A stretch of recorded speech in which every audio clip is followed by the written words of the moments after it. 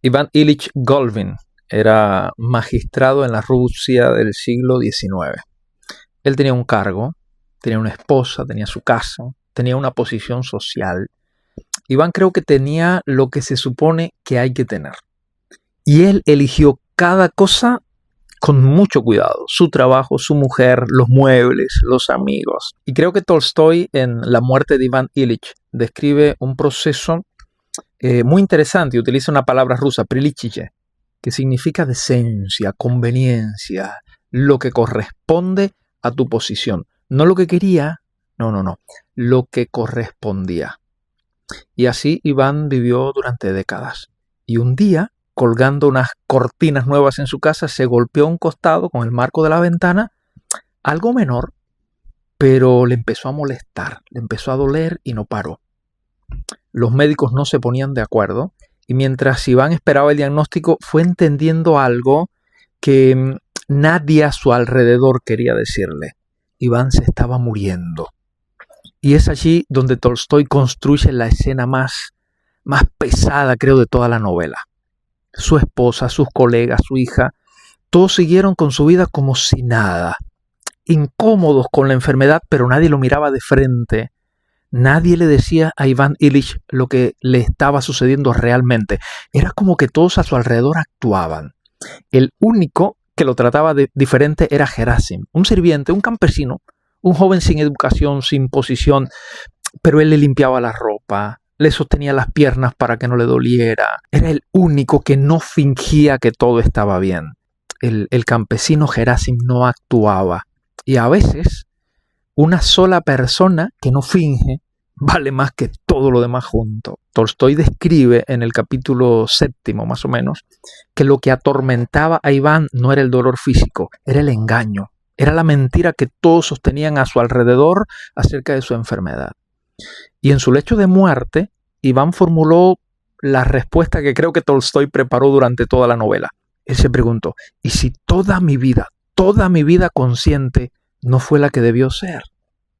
Y esa pregunta llegó cuando ya no había tiempo para cambiar la respuesta. Y ahora quiero que pensemos en esto. Marco Aurelio, otro hombre, otro tiempo. Porque el contraste entre estos dos es tremendo. Marco Aurelio escribió sus meditaciones a finales del siglo II. Era el hombre más poderoso del mundo romano. Tenía ejércitos, senadores, provincias enteras bajo su mando. Sin embargo, él escribía en privado, en griego, sin título y sin destinatario. Y ese no es un detalle menor, porque las meditaciones de Marco Aurelio no fueron escritas para publicarse, no fueron para la gente. Las descubrieron después de su muerte. Y el título no era Meditaciones.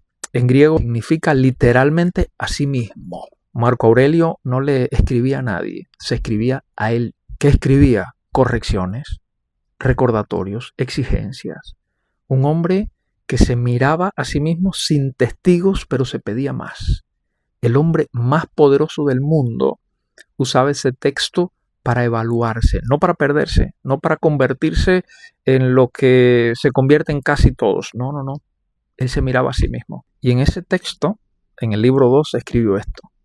No desperdicies lo que queda de vida en pensamientos sobre lo que otros dicen o hacen. Mira hacia adentro y pregúntate si lo que estás haciendo es lo que debes estar haciendo. No para que te vean, sino porque es lo que vale. Entonces tenés a un Iván Ilich y a un Marco Aurelio. Los dos tenían poder, los dos tenían responsabilidades, pero Marco Aurelio encontraba tiempo para preguntarse si lo que estaba viviendo estaba bien. Iván nunca se lo preguntó, o más bien se lo preguntó cuando ya no podía cambiar la respuesta. Porque Iván sabía perfectamente lo que se esperaba de él y lo cumplió con precisión. Y en el momento en que se apagó el ruido de la vida, entonces él quedó solo consigo mismo y no reconoció nada de lo que había construido. Y creo que eso es lo que Tolstoy estaba describiendo. No un hombre malo, un hombre que normalizó.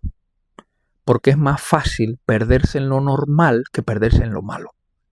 Porque la maldad es evidente, es ruidosa, te avisa, pero lo normal no, lo normal es aceptable, lo normal es lo que corresponde y eso como que te va pagando y un día descubres que estás viviendo una vida que nunca elegiste Y no porque estás haciendo algo mal, sino porque se te fue de entre las manos porque lo normalizaste. ¿Qué normalizaste? Bueno, el trabajo que elegiste, la manera en la que contás las cosas cuando te preguntan cómo te va, lo que mostrás, lo que publicás. Pero ¿cuánto de eso nació de adentro y cuánto nació de la mirada de alguien que tenías que convencer de que ibas bien? No hay respuesta que darle a nadie, pero hay una distinción que vale hacerse con honestidad. Una vida construida para ser vista es una actuación y las actuaciones se sostienen mientras hay audiencia, pero cuando la audiencia desaparece, cuando el silencio llega, cuando el dolor no da espacio para el personaje, lo que queda es lo que siempre fue tuyo. La pregunta es si hoy lo estás reconociendo. ¿Qué vida estás viviendo? ¿Te estás mirando o solo miras a tu alrededor? Pénsalo.